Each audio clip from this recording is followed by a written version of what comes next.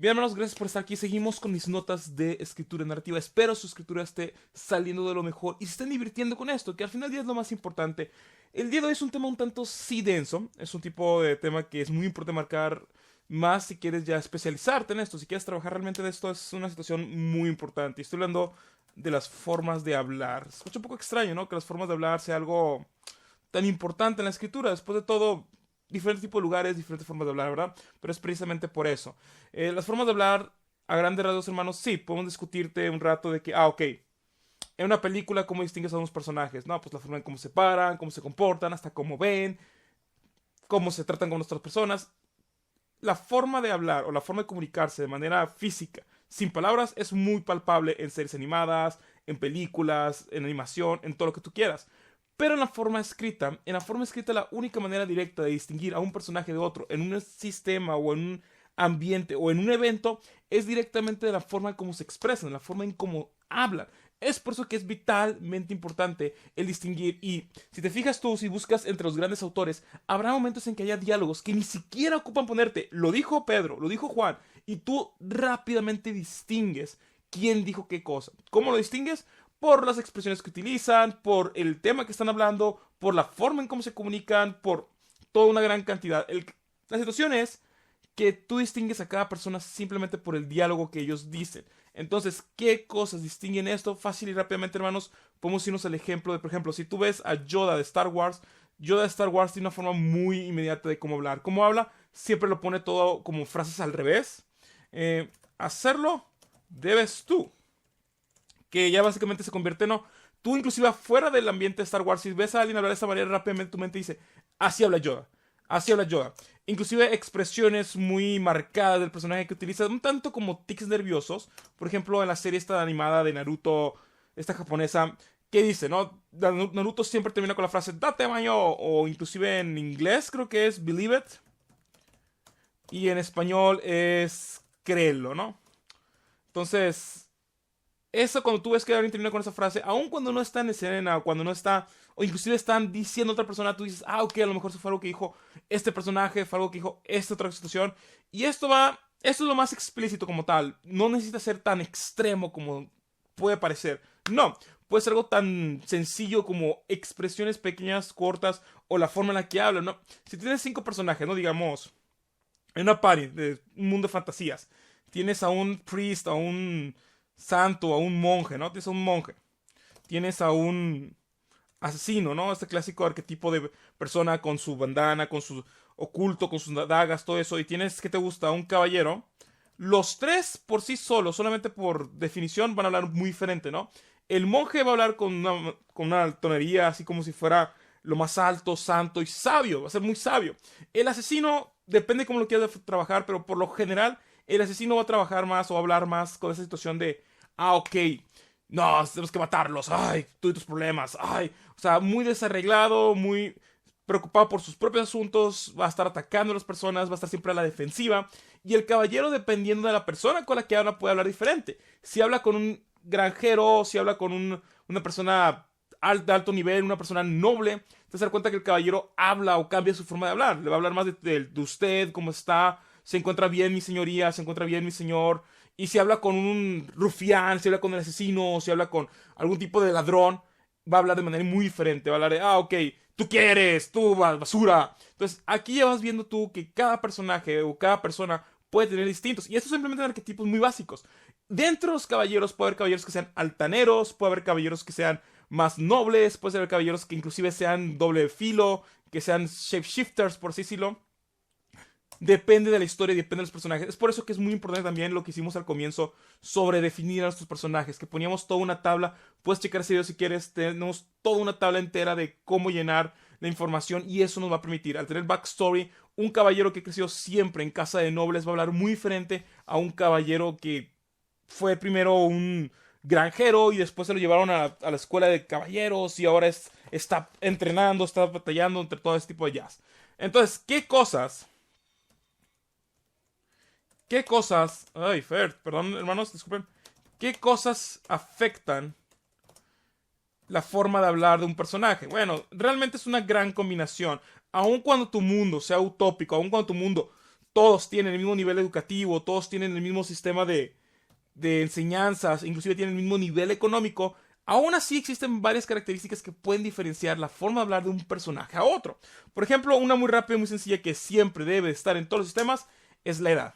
La edad, hermanos, es muy diferente cómo habla un joven a cómo habla un adulto mayor, a cómo habla una persona que ha pasado por varias cosas, que tiene varias experiencias. Un joven inocente, inclusive un niño, son diferentes maneras de hablar, diferentes expresiones e inclusive diferentes enfoques a sus comentarios. Otro muy importante y muy remarcado que de hecho acabo de decir es la educación. Se va a escuchar muy feo, ¿no? Pero siendo honestos, si la educación tiene esta situación de que, ok, ¿segundo? Ok, no sirve eso ahorita, hermanos, lo siento mucho. Ahí está. Si me equivoco, me disculpa, pero bueno. La educación es muy importante, porque te habrás dado cuenta. Si una persona que es así, por ejemplo, con una educación más humilde, por así decirlo, más limitada, va a expresarse de manera más visceral, va a hacer más comentarios agresivos, inclusive va a hacer más comentarios directos al corte y al punto. Mientras que una persona que tenga una alta educación, que tenga esta situación de altos estudios, va a utilizar palabras más rembombantes, palabras más grandes, palabras que van a estar siendo más como si fuera más importante, por así decirlo. Eso es una muy básica, muy sencilla. Otra es el nivel económico. Una persona que tiene problemas para conseguir dinero, que tiene problemas para conseguir, va a hablar muy diferente a una persona que ha estado rodeada de riquezas, que ha estado rodeada de este dinero. Una persona que ha estado trabajando en limpieza de piscinas y se conoce con una persona que ha estado siempre criando caballos, son dos muy diferentes mundos. Y eso me lleva a la siguiente. La profesión. La profesión, hermanos, también es muy importante remarcar. Es muy diferente cómo habla un maestro a cómo habla un mecánico. Y también, muy importante remarcar, estos son a grandes rasgos, ¿no? Claro que puede haber mecánicos que sean con palabras rebombantes, que hablen con palabras rebombantes, grandes, letrados, educados. Claro, puede existir. Pero en lo general, cuando tú ves esto como un concepto arquetipiano o arquetipo, te vas a dar cuenta que sí, la profesión, cuando tú ves a alguien que no conoces o que no es un personaje principal o que no tiene ningún plot twist y ves que habla de esta manera y dices tú, ok, a lo mejor él se dedica a algo más manual, algo más de estar trabajando la mano, trabajando el campo. No es por atacar a nadie, así son las cosas como uno puede definir. Entonces, estas son ya algunas cosas, hermanos, también en algunos aspectos el género. Pero el género se escucha un poco controversial. Hoy en día ha estado más esta situación de estandarización de la cultura, ¿no? Hoy en día un hombre y una mujer básicamente pueden comunicarse de la misma manera. Pero si tu historia se basa en los años 50, en los años 30, en los años inclusive 20, en los 900, lo que tú quieras, te vas a dar cuenta que la forma en cómo se comunicaba un hombre y una mujer eran totalmente diferentes. Y de hecho, eso nos lleva al siguiente, la cultura. Es muy diferente cómo se comunica un mexicano a cómo se comunica un latino, a cómo se comunica un alemán, a cómo se comunica un japonés. La sola cultura en la que ellos viven, en la que ellos se rodean, es totalmente diferente. Los mexicanos por lo general tenemos esta tendencia a ser más libres en cuanto a la forma de hablar. Sí, decimos una gran cantidad de malas palabras. Podemos decir groserías, podemos ser más directos al punto, podemos buscar más chistes, más sarcasmos. Y en comparación a un japonés que en teoría, sí, claro, obviamente existen japoneses que son sarcásticos, existen japoneses que son... Y todo eso lo va a definir todo lo demás. Pero en sí, grandes rasgos, alguien de la cultura japonesa va a ser más honorable, va a hablar más directo, va a hablar más formal, más tranquilo. Más... Entonces es toda una circunstancia, es todo un mar de cosas que tienes que estar definiendo para encontrar la manera de que hablar. Por ejemplo, si encuentras en tu historia a un mexicano con un japonés, ¿cómo el choque de culturas va a encontrar? Y de nuevo, todo esto. Puede que sea un mexicano con doctorado que se encuentra con un mecánico japonés. Entonces, eso ya empezamos a ya se dar cuenta así como que, ok, eso ya es un poco contradictorio porque una cultura es más formal, pero el nivel de educación es diferente, pero tal vez el mecánico es joven y el letrado, pues el doctor es todavía mucho más viejo. Inclusive tal vez el mecánico es más rico que el... Entonces, vas jugando con estas variables y esto que te lo va a decir, te lo va a decir la historia detrás de tu personaje. Cada personaje, backstory o historia previa, eso es lo que te va a decir, ok, este personaje va a hablar de esta manera, este personaje va a ser, ese trasfondo que tiene cada uno de tus personajes es el que va a definir cómo hablar. Entonces, aquí, hermanos, no hay como tal, si tienes algún problema, hay una pequeña práctica muy sencilla, ni siquiera voy a poner un documento porque es tan sencillo, Tú solamente escribe una secuencia de preguntas y haz de cuenta que eres el personaje y respondes esas preguntas. Y las preguntas pueden ir algo tan sencillo y rápido como, por ejemplo, ¿qué haces aquí, no? Es una simple y rápida pregunta. Digamos que tenemos dos personajes rápidamente. Tenemos a el personaje A, que es un paladín súper leal, protector del joven, ¿no? Protector del inocente. Y tenemos a un B, que es un personaje que les gusta. Un mafioso, no, un ladrón, vamos a poner un ladrón de esos clásicos, asesino, que le encanta hacer complots, ¿no? Entonces, ¿qué tenemos aquí? Tenemos dos personajes totalmente diferentes. ¿Y cómo responder a la pregunta? ¿Qué haces aquí? El paladín, si estás...